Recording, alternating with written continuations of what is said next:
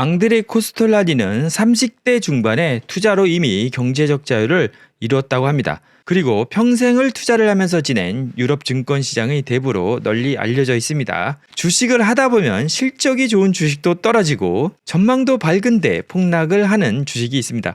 하지만 어떤 주식은 이익을 내지도 못하고 전망도 밝지도 못한 것 같은데 폭등을 하는 주식이 있기도 합니다. 그럴 때마다 주식시장이 도대체 어떻게 돌아가는 건지, 사람들은 정말 생각이 없는 건지 라는 생각을 하는데요. 앙드레 코스톨라니는 그런 것이 주식시장이라 하고 주식시장은 논리적으로 설명이 안 된다고 그렇게 얘기를 합니다. 그래서 이번 시간에는 앙드레 코스톨라니가 지은 투자는 심리게임이다 라는 책을 볼 건데요. 이번 시간에는 증권 시세를 움직이는 두 가지 요소와 증권의 순환 과정을 간단하게 한번 살펴보겠습니다. 앙드레 코스톨라니는 증권 시장의 시세를 결정하는 것은 두 가지가 있다고 하는데요. 하나는 돈이고 하나는 심리입니다. 단기적 그리고 중기적으로 심리학이 증권 시장의 90%를 결정한다고 합니다. 단기적으로 볼 때는 경제의 상황도 증권 시세에 영향을 미치는 게 아니고요. 주식의 매수자와 매도자가 어떤 상황에 있느냐에 따라서 시세가 결정되는 것입니다. 즉, 수요와 공급에 의해서 시세가 결정되는 것이죠. 주식의 매수자가 매도자보다 더 강한 물리적 그리고 심리적 압박 상태에 있을 때 시세가 상승한다고 합니다. 그리고 증시 주변에 여러 사건들이 발생하는데요. 사건들이 증시에 영향을 주는 것이 아니라 사건에 대한 투자자들의 반응이 증시에 영향을 주는 것입니다. 그리고 중기적으로 추세에 영향을 미치는 요소는 금리라고 합니다. 즉, 금리가 낮으면 시장에 돈이 많이 풀리고, 그렇기 때문에 그 많이 풀린 돈이 증권시장에 들어오면 증권시장의 시세가 폭등하게 되는 것입니다. 그런데 이럴 때 중요한 것은 채권의 금리가 중요한데요. 금리가 높으면 채권시장으로 돈이 빠지기 때문에 증권시장은 내려갈 확률이 크고, 채권의 금리가 낮으면 증권시장으로 돈이 몰리기 때문에 증권시장의 시세가 올라갈 확률이 큽니다. 하지만 장기적인 추세를 볼 때는 이러한 돈과 심리보다는 기업의 실질적인 질이 중요하다고 합니다.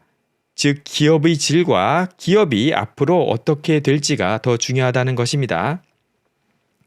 그래서 앙드레 코스톨라니는 증권시장의 시세를 결정하는 기본 원칙은 시세는 돈 플러스 심리라고 합니다.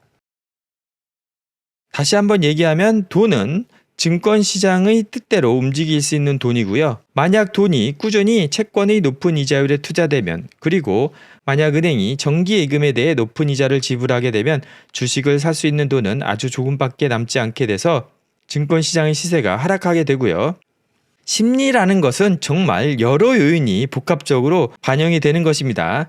즉, 한 회사의 이익과 배당금이 줄어들고 세금이 올랐다고 가정하면 그 주식의 매수하는 데 매우 소극적이 될 것이고요. 만약 대중이 미래를 낙관적으로 평가한다면 이러한 약세에서도 계속 매수를 하게 될 것입니다. 즉, 단기적인 악재는 영향을 적게 미치고 장기적인 호재가 영향을 미치기 때문입니다.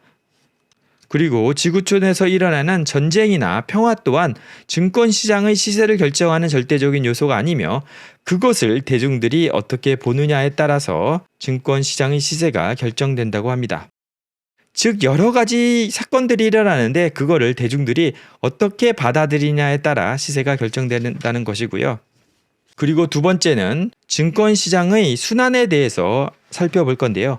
증권시장의 순환은 1. 조정 국면, 2. 적응 국면 또는 동행 국면, 3. 과장 국면으로 세 종류의 발전 단계로 이루어져 있는데요.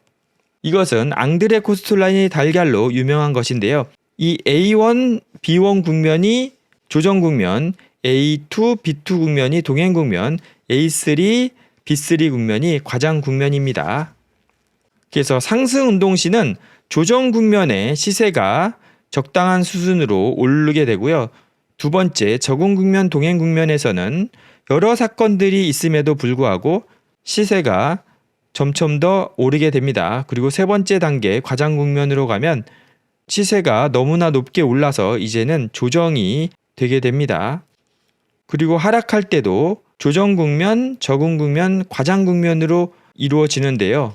여기서 우리가 매수를 해야 될 단계는 소위 하강 운동의 세 번째 단계인 과장 국면에서 주가가 계속 떨어지는 상태에서 매입을 해야 됩니다. 그리고 주가가 더 떨어진다 하더라도 놀라서 허둥거리면 안 된다고 합니다. 왜냐하면 부다페스트의 곡물거래소에서 노련한 투자자들이 이미 말했던 것처럼 가격이 하락했을 때 미를 갖고 있지 못한 사람은 가격이 올라도 미를 갖지 못하기 때문입니다. 즉 하강 운동의 과장 국면에서 매수를 시작해서 상승 운동의 조정 국면까지 매수를 진행하면 되고요. 상승 운동의 첫 번째 단계에서는 시세가 저점을 통과했기 때문에 계속 매입한다. 두 번째 단계에서는 관객으로만 머물러 시장이 움직임에 단지 수동적으로만 대처한다.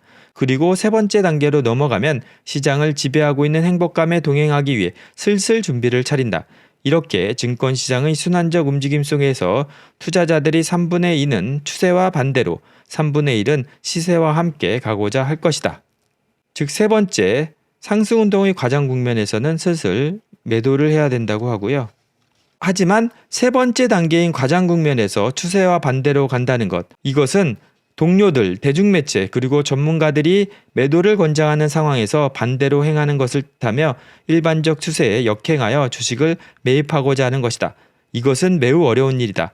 왜냐하면 이론을 알고 있으면서 그것을 따르고자 하는 사람조차도 마지막 순간에는 군중 심리 압력에 쉽게 굴복하고 말기 때문이다.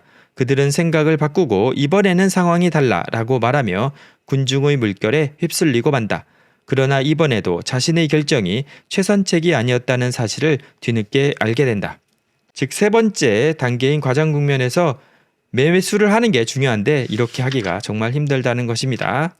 자, 이렇게 이번 시간에는 투자의 시세를 결정하는 두 가지 요소와 주식시장의 세 가지 국면에 대해서 살펴보았습니다. 이것 외에 이 책에 많은 내용이 있기 때문에 관심 있으신 분들은 이 책도 꼭 한번 읽어보시기를 추천드립니다. 그리고 지금까지 구독을 안 하고 시청하시고 계신 분들은 구독과 좋아요 꼭 부탁드리겠습니다. 그리고 책의 내용도 좋고 이번 시간 내용도 꼭 필요한 내용이기 때문에 여러분들에게 추천과 공유 부탁드리겠습니다. 시청해주셔서 감사하고요. 다음 시간에도 꼭 좋은 영상으로 다시 찾아뵙겠습니다. 감사합니다.